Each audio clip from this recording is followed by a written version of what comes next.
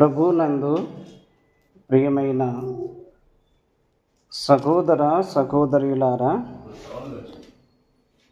మీకందరికీ యేసుక్రీస్తు నామమున వందనములు. ఈ ఉదయకాలము బేత్లెహేము ప్రార్థనా మందిరములో వాక్య పరిచర్య చేయుటకు ప్రభు నాకు ఇచ్చిన అవకాశమును బట్టి ప్రభువును స్తుతిస్తూ ఉన్నాను.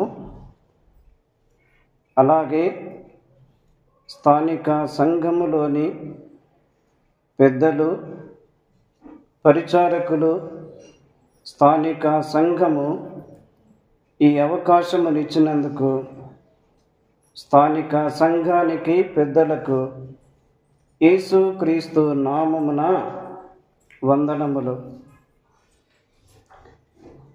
ఈ ఉదయకాలము మనము కొద్ది నిమిషాలు దేవుని వాక్యమును జ్ఞాపకం చేసుకుందాం. దేవుని గ్రంథములో నుండి పాత నిబంధనలో నిర్గమాకాండము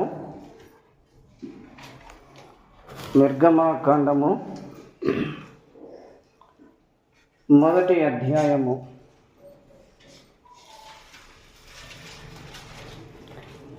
నిర్గమాకాండము మొదటి అధ్యాయము 14వ వచనము. వారు ఇశ్రాయేలీయుల చేత చేయించుకొనిన ప్రతి పనియు కఠినముగా ఉండెను. వారు జిగటమంటి పనిలోను, ఇటుకల పనిలోను, పొలములో చేయు ప్రతి పనిలోను కఠిన సేవ చేయించి వారి ప్రాణములను విసికించిరి. 3వ అధ్యాయము 18వ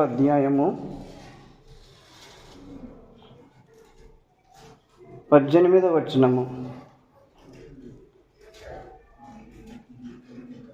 3వ అధ్యాయము 18వ వచనము.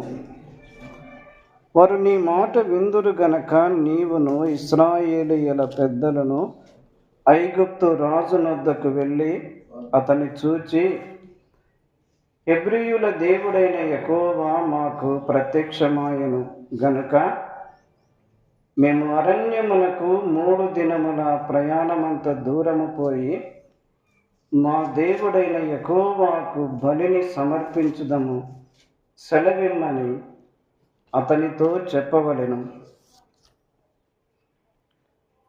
6వ అధ్యాయము 6వ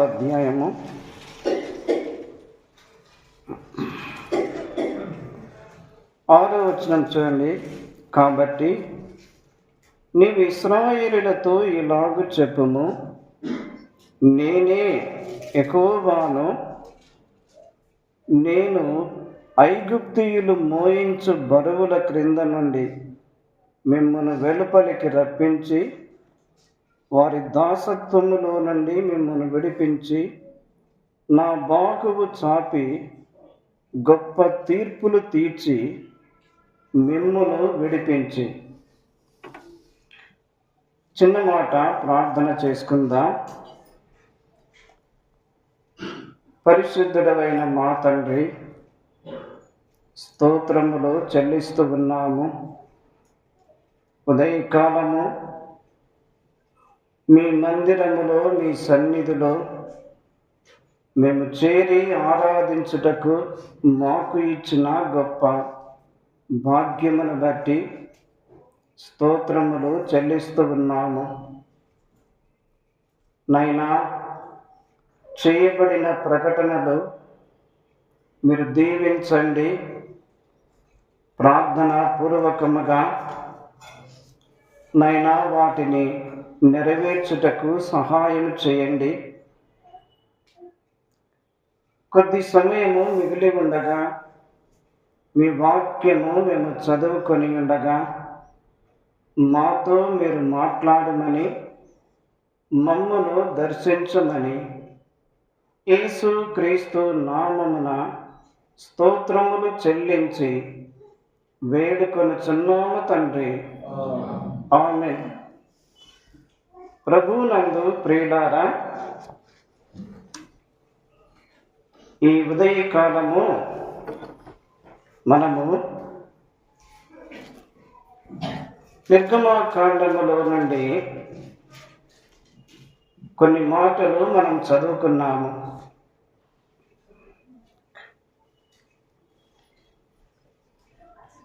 ప్రారంభములో 5 కాండములు మనం చూస్తున్నాము. ఆది కాండము, నిర్గమకాండము, లేవియ కాండము, సంఖ్యాకాండము, ద్వితీయోపదేశ కాండము. ఈ 5 కాండములు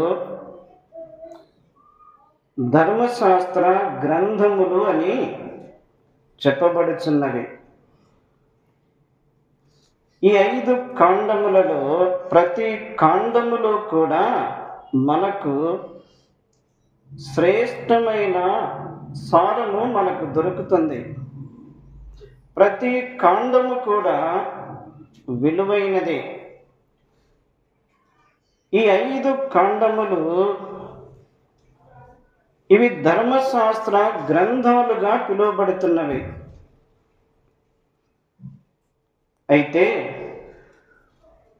ఒక్కొక్క కాండములో ఒక ప్రత్యేకమైన పేరు మనం చూస్తాము. ఆది కాండములో ప్రారంభము, నిర్గమకాండములో విమోచన, లేవియ కాండములో ఆరాధన, సంఖ్యాకాండములో ప్రయాణము, ద్వితీయోపదేశ కాండములో ఉపదేశము, ఆది కాండములో ప్రారంభము,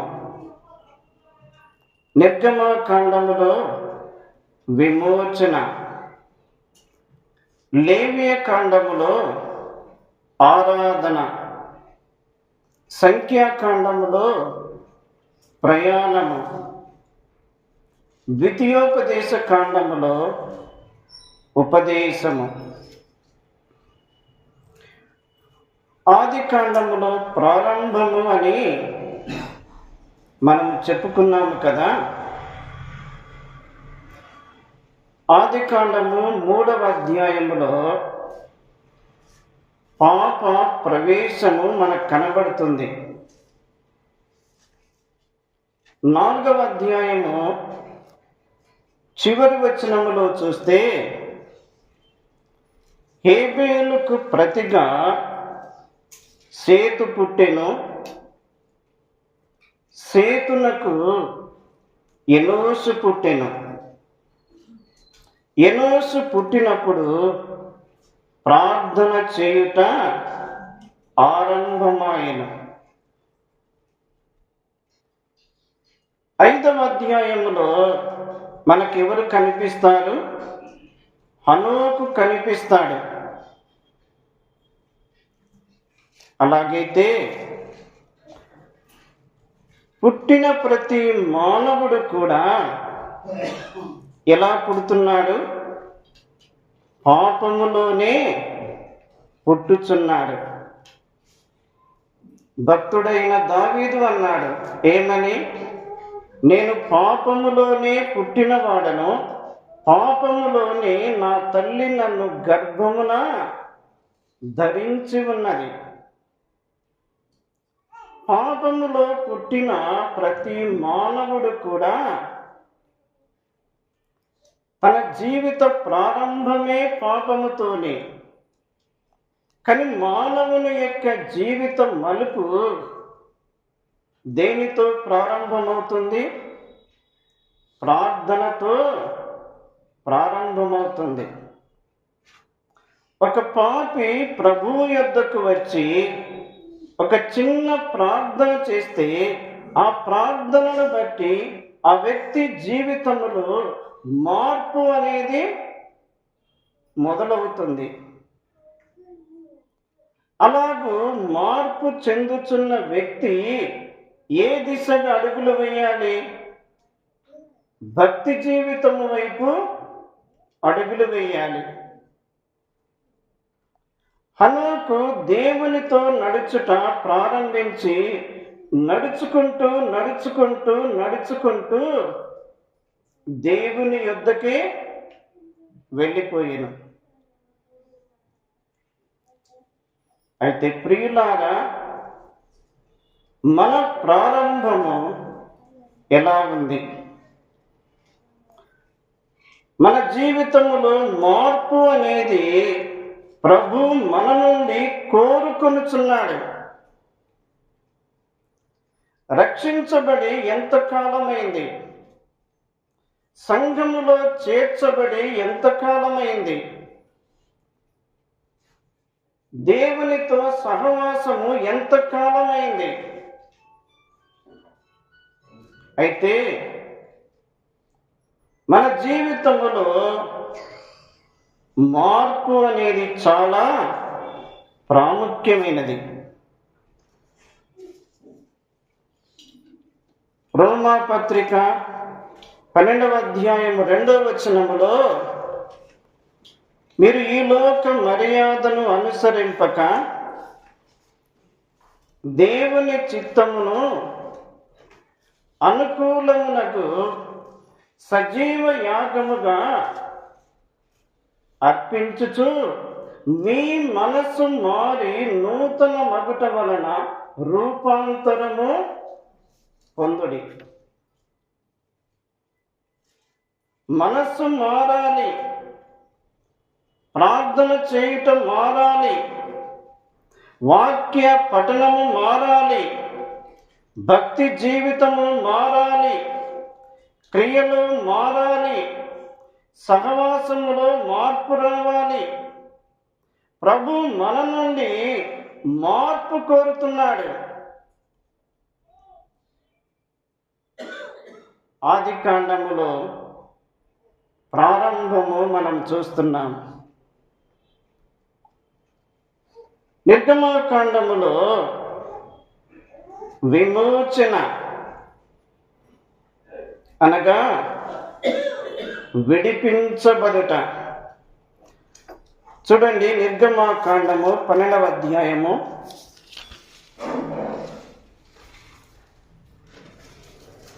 50వ వచనం చూడండి. ఇశ్రాయేలీయులందరూ అలాగు చేసిరి. యెహోవా మోషే అహరోనులకు ఆజ్ఞాపించినట్లు చేసిరి. యెహోవా ఇశ్రాయేలీయులను వారి వారి సమూహముల చొప్పున ఆనాడే ఐగుప్తు దేశములో నుండి వెలుపలికి రప్పించెను. ఇశ్రాయేలీయులు ఐగుప్తు దేశములో ఉన్నారు, కానీ ఇశ్రాయేలీయులకు నెమ్మది లేదు. ఇశ్రాయేలీయులు ఐగుప్తు దేశములో వారు బానిసలుగా ఉన్నారు. అయితే దేవుడు వారిని విడిపించాడు, విమోచించాడు. దేవుడు వారిని వెలుపలికి రప్పించాడు. ఎందుకంటే ఇశ్రాయేలీయులు ఐగుప్తు దేశములో ఉండే దానికంటే వారు వెలుపలికి వచ్చి వారు స్వతంత్రముగా దేవునితో సమయము గడుపుటకు, దేవునితో సహవాసము చేయుటకు, దేవుడు చెప్పిన ప్రకారముగా వారు చేయుటకు, దేవుని చిత్తమును వారు నెరవేర్చుటకు దేవుడు వారిని ఐగుప్తులో నుండి వెలుపలికి రప్పించాడు. ప్రియమైన సోదరుడా, సోదరి, నీవు దేని విషయములో బంధించబడి ఉన్నావు? నీవు దేని విషయంలో బంధించబడి ఉన్నావు? దేని చేత నీవు బంధించబడి ఉన్నావు? నీవు దేనికి దాసుడవుగా ఉన్నావు? నీవు బంధించబడి ఉంటే నీకేమి కావాలి? విడుదల కావాలి, విమోచన కావాలి. నీవు ఆ దాసత్వము నుండి వెలుపలికి వచ్చినప్పుడే ప్రభువుతో నీకు సహవాసం అనేది చక్కగా కొనసాగించబడుతుంది.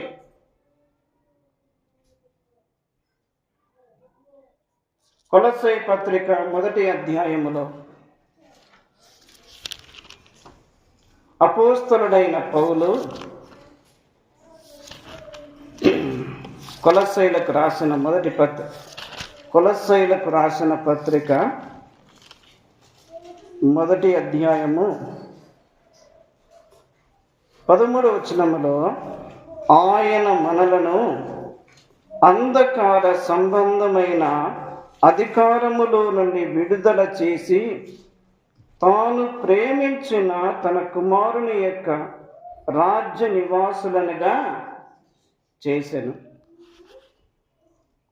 కదా, ఎంత గొప్ప భాగ్యము!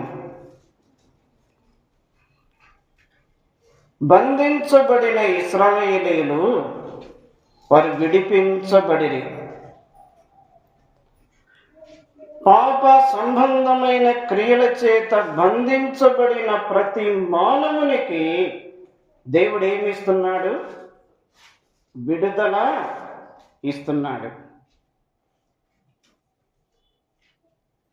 లేవియ కాండములో ఆరాధన, లేవియ కాండములో 5 బలులు ఉన్నాయి. లేవియ కాండములో అర్పణలు ఉన్నాయి. లేవియ కాండములో 7 పండుగలు ఉన్నాయి. 5 బలులలో ప్రభు అయిన యేసుక్రీస్తు కనిపిస్తున్నాడు. అర్పణలలో ప్రభు అయిన యేసుక్రీస్తు కనిపిస్తున్నాడు. పండుగలలో ప్రభు అయిన యేసుక్రీస్తు కనిపిస్తున్నాడు. ఆరాధనలో ప్రభువును చూపించాలి. ఆరాధనలో ప్రార్థనకు చోటు ఉండకూడదు. ఆరాధనలో విజ్ఞాపనకు చోటు ఉండకూడదు. ఆరాధనలో మొరకు చోటు ఉండకూడదు. ఆరాధన అంటే ప్రభువును ఎత్తి చూపించాలి,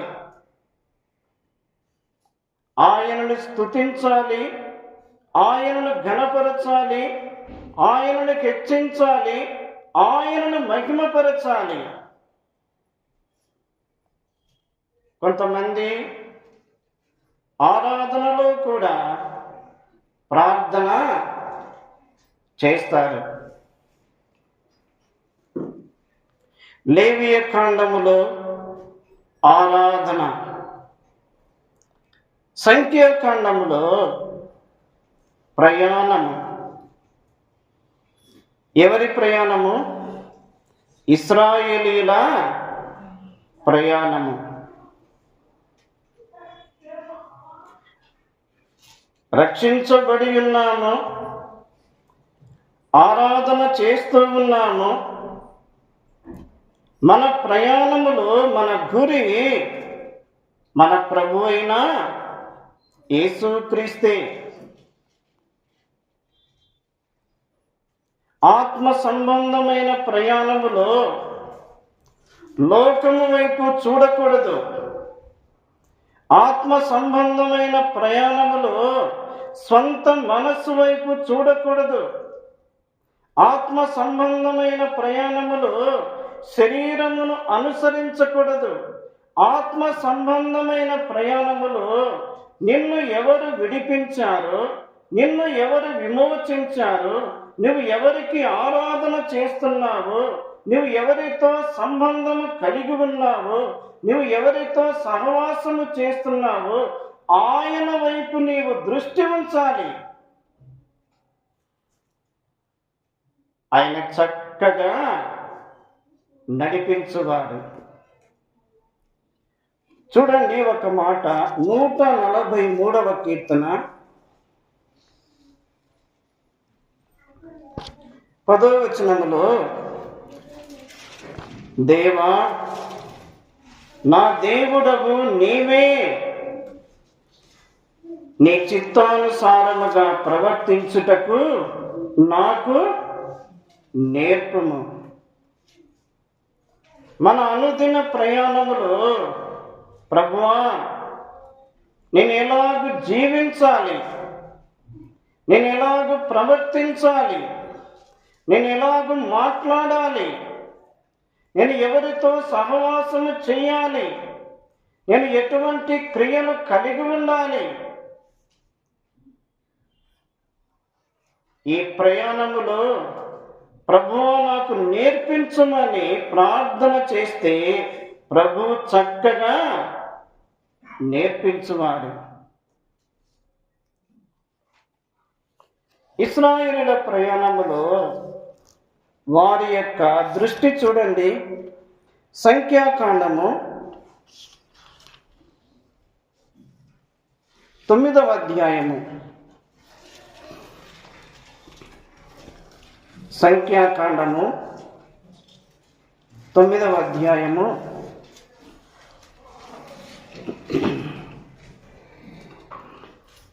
17వ వచనములో, ఆ మేఘము గుడారం మీద నుండి పైకెత్తబడినప్పుడు ఇశ్రాయేలీయులు ప్రయాణమై సాగిరి. ఆ మేఘము ఎక్కడ నిలిచెనో అక్కడనే ఇశ్రాయేలీయులు తమ గుడారములను వేసుకొనిరి. ఇశ్రాయేలీయుల ప్రయాణములో ప్రత్యక్షపు గుడారము ఉన్నది. ప్రత్యక్షపు గుడారము ఇశ్రాయేలీయుల గోత్రములకు వారి మధ్యలో ఉన్నది. ఒక్కొక్క దిక్కు చోటు 3 గోత్రాలు ఉంటాయి. తూర్పుకు 3 గోత్రాలు, పడమరకు 3 గోత్రాలు, ఉత్తరమునకు 3 గోత్రాలు, దక్షిణమునకు 3 గోత్రాలు, 12 గోత్రములు. ఈ 12 గోత్రముల మధ్యలో ప్రత్యక్షపు గుడారము ఉన్నది. అయితే దైవజనుడైన మోసేకు కొండ మీద దేవుడు చూపించిన మాదిరిని వీరి ప్రయాణములో పాటించాలి. ఒక స్థలములో వారు గుడారాలు వేశారు. ఆ స్థలము నుండి మరి ఒక స్థలానికి వారు వెళ్ళాలి. మరి ఒక స్థలానికి వెళ్ళినప్పుడు దేవుడు చూపించిన నమూనా ప్రకారమే వారి గుడారాలు వేయబడాలి.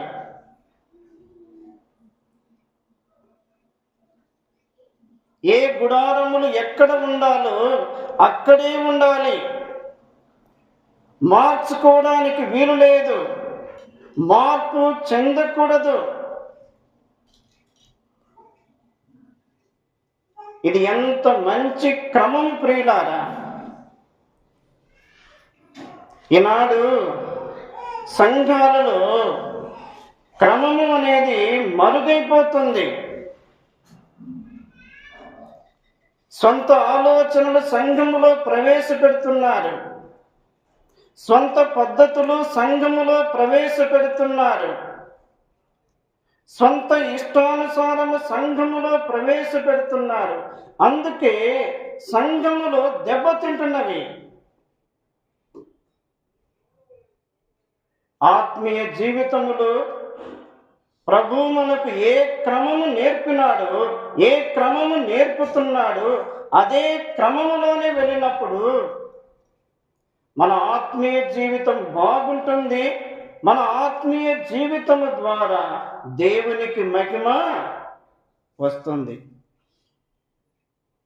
అయితే ప్రియులారా, ఇశ్రాయేలీయులు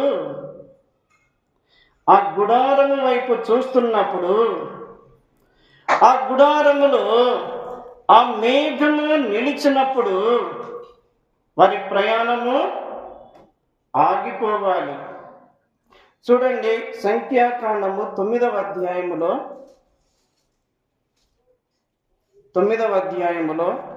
19వ వచనము, ఆ మేఘము బహు దినములు మందిరం మీద నిలిచిన ఎడల ఇశ్రాయేలీయులు యెహోవా విధిని అనుసరించి ప్రయాణము చేయకుండిరి.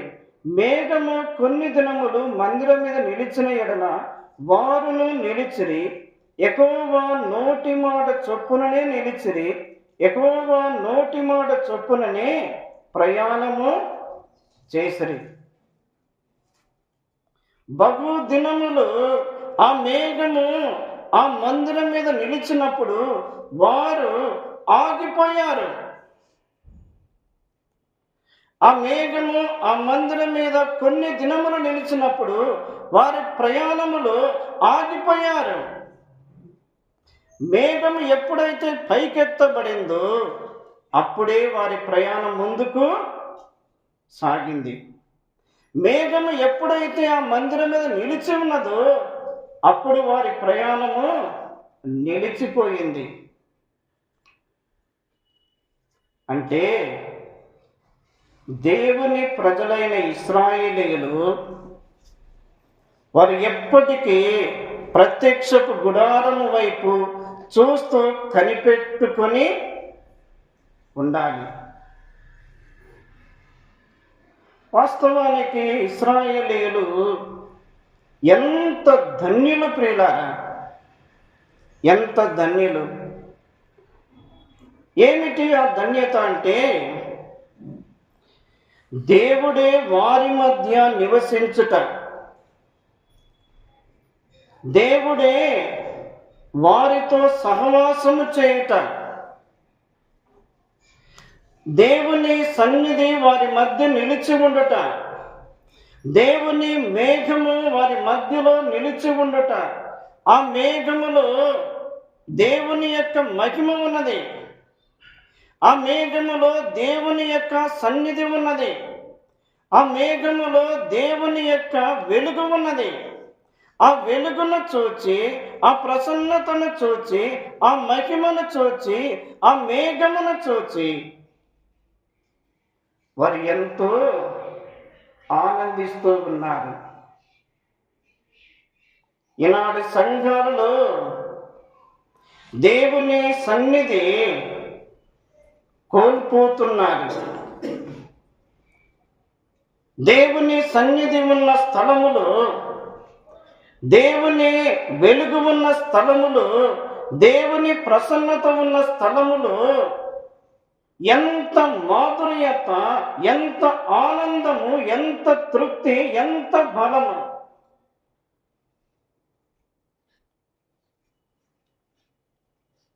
ఇశ్రాయేలీయులు వారు ఎంత ధన్యులు! అయితే మన ప్రయాణములో మనము దినదినము మనము ఆయన కొరకు కనిపెట్టుకొని ఉండాలి. ఆయనతో కలిసి ప్రయాణం చేయాలి. ఒక సందర్భములో ఇశ్రాయేలీయుల మధ్య దేవుడు లేడు. ఇశ్రాయేలీయుల మధ్య దేవుని సన్నిధి లేదు. ఇశ్రాయేలీయుల మధ్య దేవుని యొక్క స్వరము లేదు. ఏం జరిగింది? ఇశ్రాయేలీయులకు అపజయము, ఇశ్రాయేలీయులకు దుఃఖము మిగిలింది. ఇశ్రాయేలీయులు ఎంతో వేదన చెందారు. మన జీవితాలలో, మన కుటుంబాలలో, మన గృహాలలో ప్రభువా నీ సన్నిధి మాతో నిలుపుము, నీ వెలుగు మాతో నిలుపుము, నీ ప్రసన్నత మాతో నిలుపుము. నీవు మాతో ఉంటే మాకంతే చాలు.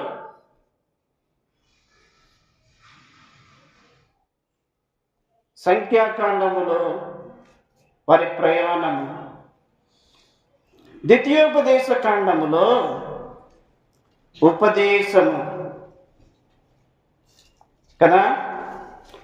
ఆదికాండము 4వ అధ్యాయములో ఏం ప్రారంభమైంది? 4వ అధ్యాయం 24వ వచనములో యెహోవా నామమున ప్రార్థన చేయుట ఆరంభమాయెను.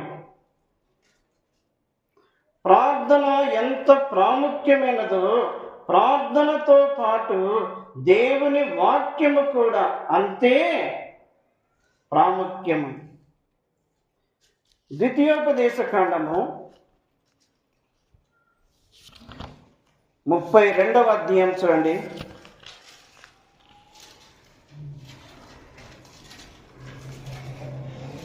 ద్వితీయోపదేశ కాండము 32వ అధ్యాయము మొదటి 2 వచనాలు. ఆకాశ మండలమా చెవియొగ్గుము, నేను మాటలాడెదను. భూమండలమా నా నోటి మాట వినుము.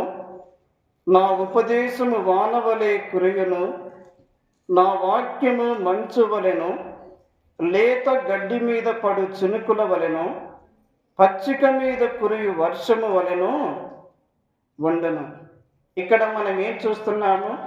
ద్వితీయోపదేశ కాండములో ప్రారంభము నుండి ముగింపు వరకు ఇది 2వసారి దేవుని ప్రజలకు దేవుడిస్తున్న ఉపదేశము. నిర్గమకాండములో, లేవియ కాండములో, సంఖ్యాకాండములో దేవుడు తెలియపరచిన ఆ సందేశమే, ఆ వర్తమానమే, ఆ సంగతులే ద్వితీయోపదేశ కాండములో దేవుడు మరి ఒకసారి మోసే ద్వారా ఇశ్రాయేలులకు క్లుప్తముగా తెలియచేస్తూ ఉన్నాడు. దేవుని ఉపదేశము ఎంత మధురమైనది! నా ఉపదేశము వానవలే కురియును, నా వాక్యము మంచు వలె వండును, లేత గడ్డి మీద పడు చినుకుల వలెను, పచ్చిక మీద కురియు వర్షము వలెను వండును. పొలములో విత్తనములు వేసినప్పుడు, విత్తనములు వేయబడిన తర్వాత తొలకరి వర్షము చాలా ప్రాముఖ్యం కదా. తొలకరి వర్షము, మొదటి వర్షము చాలా ప్రాముఖ్యము. తొలకరి వర్షము ఎంత ప్రాముఖ్యమైనదో కడవరి వర్షము కూడా అంతే ప్రాముఖ్యము. ఈ తొలకరి వర్షానికి కడవరి వర్షానికి మధ్యలో మనకేం కనబడుతుంది? మంచు కనబడుతుంది. ఈ మంచు అనేది ఈ తొలకరి వర్షానికి కడవరి వర్షానికి మధ్యలో ఈ మంచు అనేది చిగురింప చేస్తుంది. ఆకులు కానీ, కొమ్మలు కానీ, మొక్కలు కానీ అవి ఎండిపోకుండా ఈ మంచు అనేది చిగురింప చేస్తుంది, పచ్చదనముగా సిద్ధపరుస్తూ ఉంది. దేవుని వాక్యము మన జీవిత ప్రారంభములో ఎంత ప్రాముఖ్యముగా ఉన్నదో, ప్రభు వచ్చేంత వరకు దేవుని వాక్యము అంతే ప్రాముఖ్యమైనది. యెషయా గ్రంథములో చూడండి, యెషయా గ్రంథము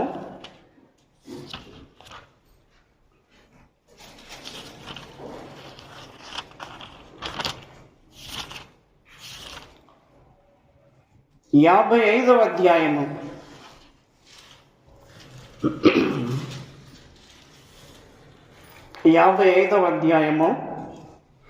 10వ వచనములో వర్షమును హిమమును ఆకాశము నుండి వచ్చి అక్కడికి ఎలాగూ మరలక, జాగ్రత్తగా గమనించాలి. వర్షము హిమము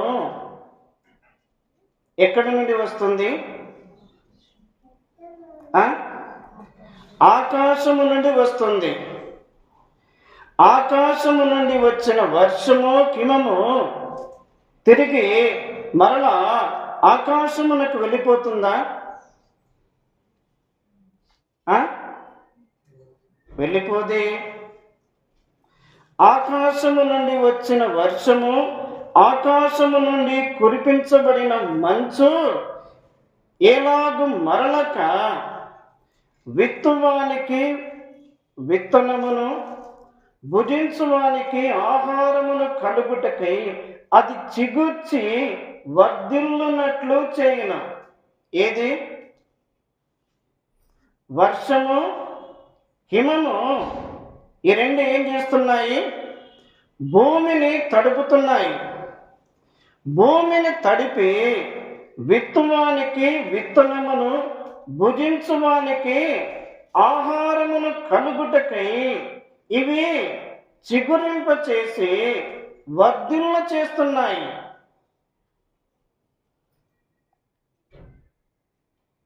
అలాగే దేవుని వాక్యము ఎక్కడ నుండి వస్తుంది? పరలోకము నుండి అందించబడుతుంది. పరలోకము నుండి అందించబడుతున్న ఈ శ్రేష్టమైన మాటలు దేవుడు తన వాక్యము ద్వారా, తన దాసుల ద్వారా, తన భక్తుల ద్వారా నిలువబెట్టి ఆయన తన యొక్క సందేశమునిస్తున్నాడు. ఆ వాక్యము నిష్ఫలముగా మరలా తిరిగి దేవుని యొద్దకు వెళ్ళిపోదు. ఏం చేస్తుంది? ఆ వాక్యము ఆయనకు అనుకూలమైన దానిని నెరవేర్చును. ఆయన పంపిన కార్యమును సఫలము చేయును. ఏది?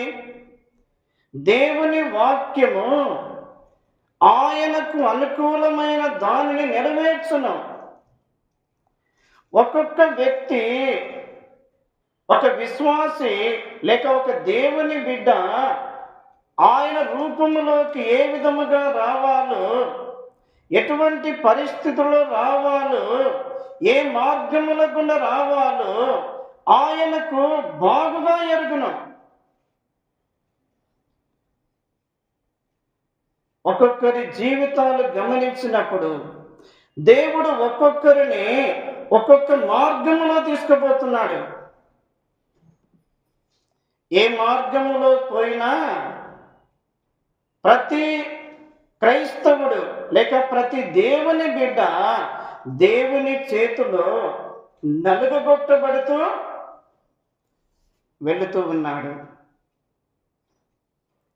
నిజమే, పొలములో వేయబడిన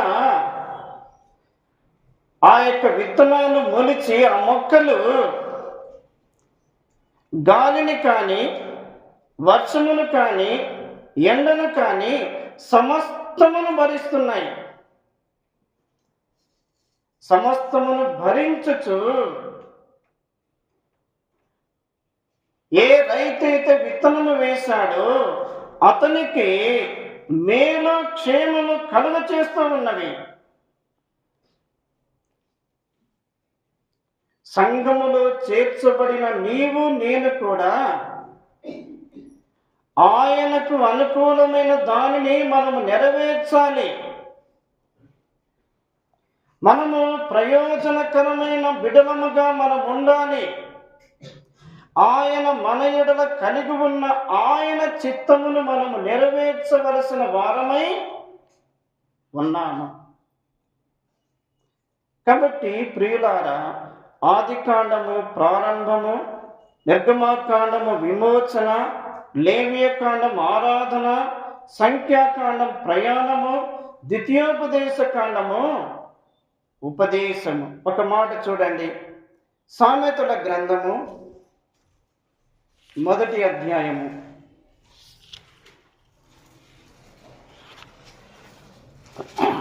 1వ మొదటి అధ్యాయము 33వ వచనములో, నా ఉపదేశం అంగీకరించువాడు సురక్షితముగా నివసించును, వాడు కీడు వచ్చునన్న భయము లేక నెమ్మదిగా ఉండను. దేవుని ఉపదేశమును, దేవుని మాటలను, దేవుని ఆజ్ఞలను, దేవుని యొక్క శాసనములను మనం అంగీకరించాలి. అందుకు లోబడినప్పుడు ఆయన మనకేమిస్తున్నాడు? భద్రత, క్షేమమును ఇచ్చును. ఈ ఉదయకాలము ఆ వాస్తవానికి ఈ తలంపులకు నేను ఒక పేరు ఏర్పాటు చేసుకున్నా. ఏమిటి అంటే, ఐగుప్తునందు ఇశ్రాయేలు. ఐగుప్తునందు ఇశ్రాయేలు. ఇశ్రాయేలీయులు ఐగుప్తు దేశములోనికి వారు ఎలా వచ్చారు?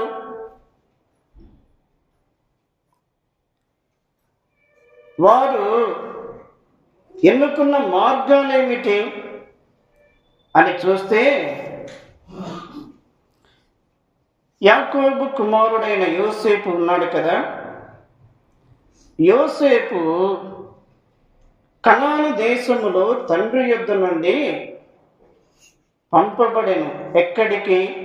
అరణ్యములో మందలు మేపుచున్న తన సహోదరుల యొద్దకు పంపబడెను. యోసేపు తండ్రి యొద్ద నుండి బయలుదేరి అన్నల యొద్దకు వస్తూ ఉన్నాడు. దూరము నుండి అన్నలు చూచి వారు ఏమనుకున్నారంటే, యోసేపును మనము చంపివేయాలి, యోసేపును మనము కనబడకుండా చేయాలి. ఈ ఆలోచన చేస్తూ ఉండగా యోసేపు వారి యొద్దకు వచ్చాడు. అన్నలు యోసేపుని ఏం చేశారు? వట్టి గుంటలో పడవేశారు. వట్టి గుంటలో పడవేశారు. ఆ గుంటలో నుండి పైకి తీశారు. వర్తకులు ఆ మీదుగా వెళుతూ ఉండగా యోసేపును 20 తులముల వెండికి అమ్మివేశారు. 20 తులముల వెండికి అమ్మివేశారు. ఇప్పుడు యోసేపు అమ్మబడి ఉండగా ఐగుప్తు దేశములో పోతీఫరు అను ఒక ఐగుప్తీయుని ఇంట ఉన్నాడు. ఎక్కడి నుండి వచ్చాడు? కనాను దేశము నుండి, తండ్రి ఇంటి నుండి బయలుదేరి ఇప్పుడు ఎక్కడ ఉన్నాడు? ఐగుప్తు దేశములో పోతీఫరు అను ఒక ఐగుప్తీయుని ఇంట ఉన్నాడు. ఇక్కడ యోసేపుకు కలిగిన శోధన, ఆ శోధనలో యోసేపు ఆ చోటు ఇవ్వకుండా యోసేపు పారిపోయాడు.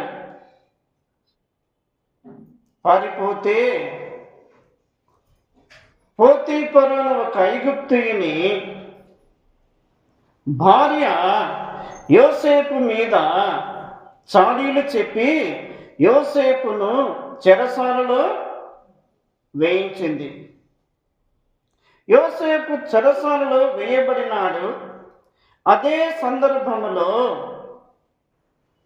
పానదాయకుడు, భాక్షకారుడు కలలు కన్నారు. వారి కలలకు యోసేపు అర్థం కూడా చెప్పాడు. అదే సమయంలో ఐగుప్తు దేశములో ఫరో కలగన్నాడు.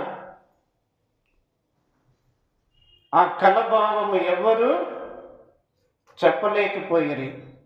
ఆ సమయములో దేవుడే యోసేపును వారికి గుర్తు చేశాడు. యోసేపు ఫరో యొక్క కలభావము చక్కగా వివరించినప్పుడు యోసేపును ఫరో ఏం చేశాడు? ఐగుప్తు దేశం అంతటికి ఏలికగా, ప్రధానిగా నియమించెను. ఇప్పుడు యోసేపు ఎక్కడున్నాడు చెప్పండి? ఆదికాండము చూడండి. ఆదికాండము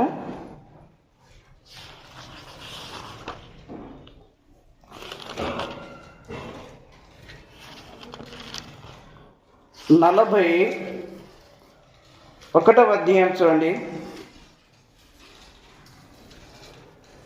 ఆదికాండము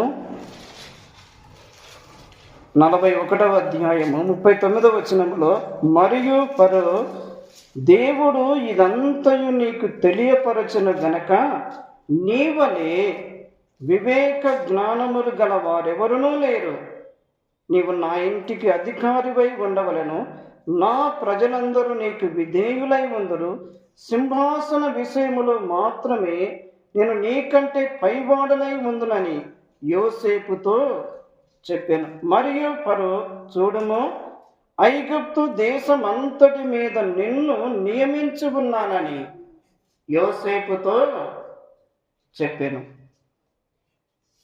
గమనించాలి, కనాను దేశములో తండ్రి ఇంటిలో ఉండవలసిన యోసేపు ఇప్పుడు ఎక్కడున్నాడు? ఐగుప్తు దేశములో ఉన్నాడు. ఐగుప్తు దేశములో ఒక ప్రధానిగా ఉన్నాడు. కారణం, యోసేపు దేవుని మీద నమ్మకము కలిగి ఉన్నాడు. శ్రమలు వచ్చినా, ఇరుకులు వచ్చినా, ఇబ్బందులు వచ్చినా, నష్టములు కలిగిన దేవుడు ఆయన రక్తములో కడుగబడిన బిడ్డను ఏమాత్రము కూడా విడిచిపెట్టాడు. యోసేపును ఒక ఉన్నతమైన స్థితిలో ఉంచాడు. ఇప్పుడు ఐగుప్తు దేశమందు ధాన్యము సమృద్ధిగా ఉన్నది. కరువు ఎక్కడొచ్చింది? కరువు ఎక్కడొచ్చింది? కనాను దేశములో చూడండి, 42వ అధ్యాయము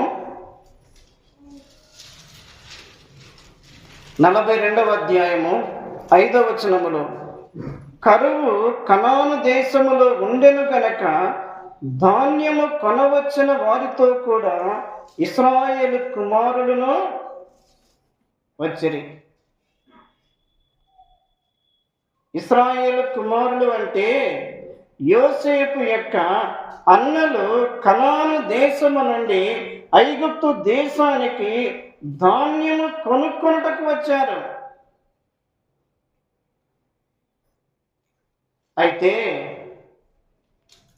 అన్నలు యోసేపును గుర్తుపట్టలేదు.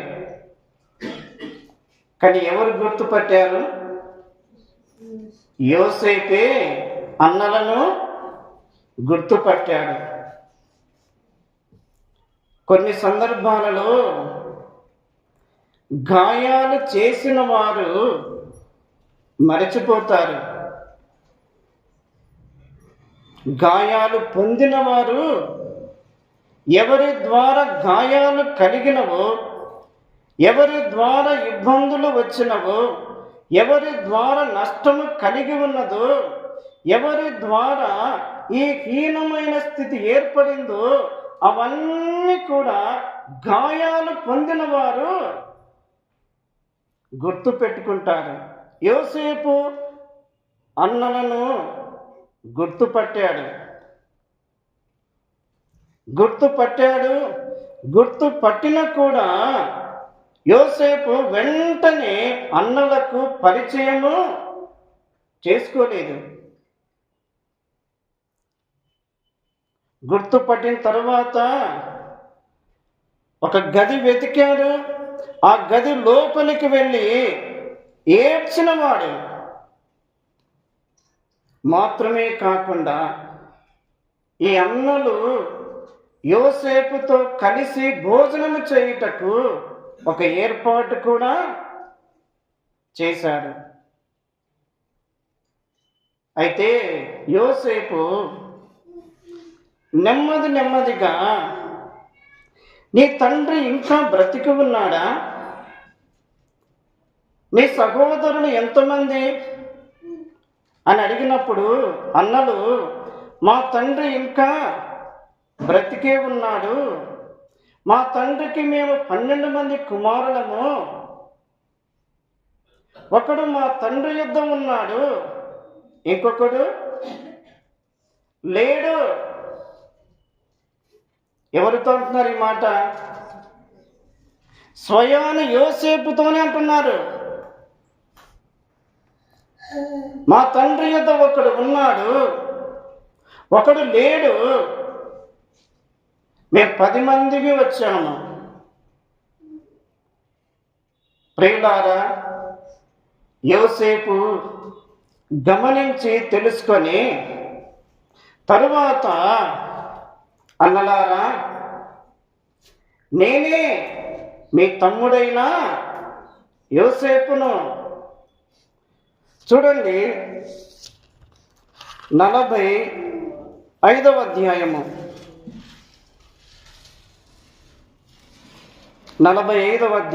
4వ వచనములో, అంతటా యోసేపు నా దగ్గరకు రండని తన సహోదరులతో చెప్పినప్పుడు వారు అతని దగ్గరికి వచ్చిరి. అప్పుడు అతడు, ఐగుప్తునకు వెళ్ళునట్లు మీరు అమ్మివేసిన మీ సహోదరుడైన యోసేపును నేనే. ఏ యోసేపు? యోసేపుకు బాగా గుర్తు ఉంది. ఏమిటి? మీరు అమ్మివేసిన యోసేపును నేనే. దుఃఖపడకుడి, మీరు నన్ను అమ్మివేసినందుకు దుఃఖపడకుడి, అది మీకు సంతాపము పుట్టింపనీయకుడి. ప్రాణ రక్షణ కొరకు దేవుడు మీకంటే ముందుగా నన్ను ఇక్కడికి పంపించెను. గమనించండి ప్రియులారా, యోసేపుకు అన్నలను చూచి ఆనందించాడు. తండ్రి యొక్క వార్త విని ఆనందించాడు. ఇప్పుడు కనాను దేశములో ఉన్న తన కుటుంబం అంతటిని ఎక్కడికి తెచ్చాడు? ఐగుప్తులో ఉన్న యోసేపు యొద్దకు తెచ్చాడు. వారి కొరకు ప్రత్యేకమైన ఏర్పాటు చేశాడు. యోసేపు యొద్దకు యాకోబు కుటుంబమే వచ్చింది. ఇక్కడ ఒక చిన్న మాట నేను జ్ఞాపకం చేసి నేను ముగిస్తాను. యేసు క్రీస్తు ప్రభువు పరమ కణాను అయిన పరలోకము నుండి ఐగుప్తు అయిన ఈ లోకానికి వచ్చాడు. యేసు క్రీస్తు ఆయన ఈ లోకానికి రావడం ద్వారా యేసు క్రీస్తు ఈ లోకములో కలువరి సిలువకు వెళ్ళక ముందు ఏమన్నాడు? నేను యెరూషలేమునకు వెళ్ళుచున్నాను,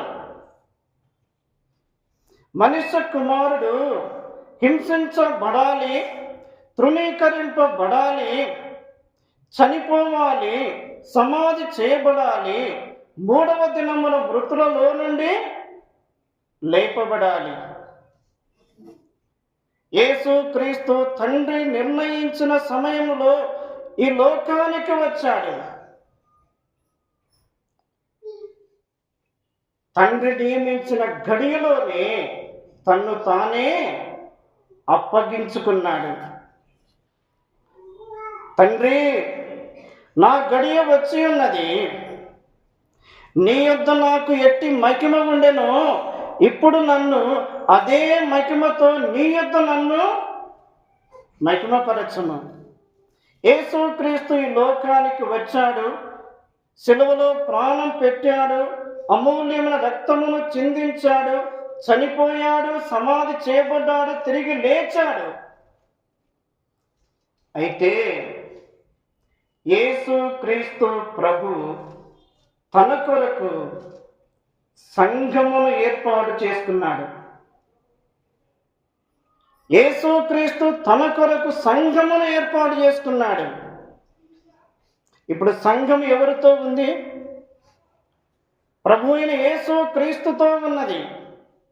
ఇందులో తండ్రి యొక్క సంకల్పము ఉన్నది, ప్రభు అయిన యేసుక్రీస్తు శిలువ కార్యము ఉన్నది, పరిశుద్ధాత్ముని యొక్క సందేశము ఉన్నది. ఈ ముగ్గురు కలిసి చేయడం ద్వారా భూలోకములో సంఘము ఏర్పడినది. సంఘము ప్రభువుతో కలిసి ప్రయాణము చేస్తూ ఉన్నది. యోసేపు ఐగుప్తులో ఉన్నాడు. కనాను దేశములో ఉన్న కుటుంబము ఐగుప్తు దేశములో ఉన్నది. ఐగుప్తు అనే ఈ లోకములో దేవుడు స్వరక్తమిచ్చి సంపాదించిన సంఘము ఉన్నది. ఈ సంఘము ప్రభు కొరకు సిద్ధపరచబడుతున్నది. అయితే ఐగుప్తు దేశానికి వారు వచ్చిన తరువాత ఐగుప్తు దేశములో నిర్గమాకాండం 1వ అధ్యాయం ప్రారంభములో చూస్తే యోసేపును అతని అన్నదమ్ములందరూ కూడా చనిపోయారు. అయితే వారి యొక్క కుటుంబాలలో నుండి వచ్చిన ఆ గోత్రికులు వారు ఎంతమంది? 70 మంది. అయితే వారి పట్ల దేవుడు గొప్ప ప్రణాళికలు కలిగి ఉన్నాడు. మన ఆత్మీయ జీవితములో విడిపించబడిన మనము ప్రభువుతో కలిసి ఆరాధన చేయాలి. విడిపించబడిన మనము ప్రభువుతో కలిసి ప్రయాణం చేయాలి. విడిపించబడిన మనము ప్రభువుతో కలిసి వాక్య సహవాసం చేయాలి. అప్పుడే మనము సరైన మార్గములోనికి వెళ్ళగలము. దేవుడు ఈ మాటలు మన వినికిడిలో దీవించునుగాక.